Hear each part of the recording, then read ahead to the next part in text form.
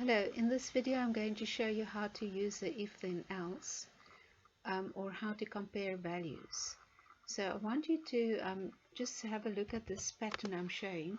If round bracket and then curly brackets and then curly brackets else and then curly brackets. So that is sort of the pattern, the syntax of what I want to do. So you'll see this this if round bracket curly brackets, if round bracket and curly brackets. It's a pattern that you'll recognize further in the course as well. So what we're going to do is we're going to use that format and then compare values. Okay, here I've got a variable, it's called letter, and it's got a value of z. Okay, now letter is z, and I want to see if letter in fact is z. So I use the dot equals. So I'll show you how to type that in.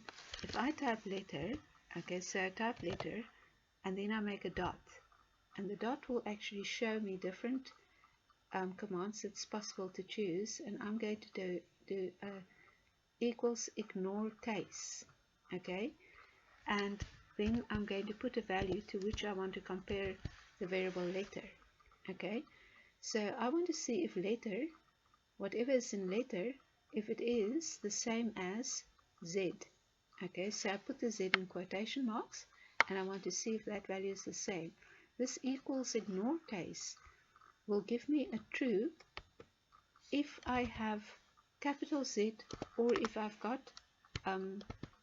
small letter z. Both of those two would be resulting in a true. So if letter was either small letter or uppercase z, both of that will give me a true. So here you can see it's my round brackets, if and then round brackets. I've got two sets of round brackets inside my round brackets. I've got another set of round brackets. So there I've got to use, for the equals ignore case, I've got to use bracket and then the value to which I want to compare later. But then all of that has got to go into round brackets. And then I've got curly brackets. Everything that is in the curly brackets will be executed if and only if my comparison here gives me a true.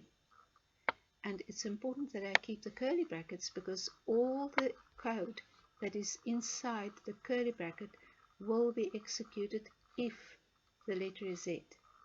Okay, then I've got an else, and again I've got curly brackets. Everything, all the code that's in the curly brackets after the else will only execute if the outcome of my if statement gives me, it returns a false. In that case, this code will work. These curly brackets, I call it a coding block. Everything that's in a curly bracket is a coding block. So it holds together the lines of code that must execute under a specific condition. So that is equals ignore case. I can also do equals if I really want somebody to give me either a capital or a lowercase z, and I'm very worried about the case construction of that value, then I use equals. I use a simple equals, and that will test. And it will give me a false if the case construction is also not the same. So if letter is Z, the equals will only give me a true if my letter is a lowercase z. If I had an uppercase z there, then I will get a false. Then I'll get the printing of different. Okay, so now I've got integers. So integer is a bit different. So when I use the integer, okay, I'm just going to type here. I've got equals, and I've got dot equals ignore case. So if I want to compare two string values, then I've got dot equals or dot equals ignore case that I can use to compare two string values. And if I use numbers, then I've got different logical operators. So my logical operators would be bigger than, bigger equals, less than equals. And here I've got a not equals, And here I've got another way of using not equals. Okay, so if I got int is 2, then I say if int equals 2, then do what's in these curly brackets. Otherwise, in all other cases, run what's in these curly brackets. Now, I've got to use double equals, and the double equals is very different from the single equals. The single equals takes a value, it takes the 2 and puts it into the I. That is what a single equals will do. But when I use the double equal, it doesn't take 2 and put it into I.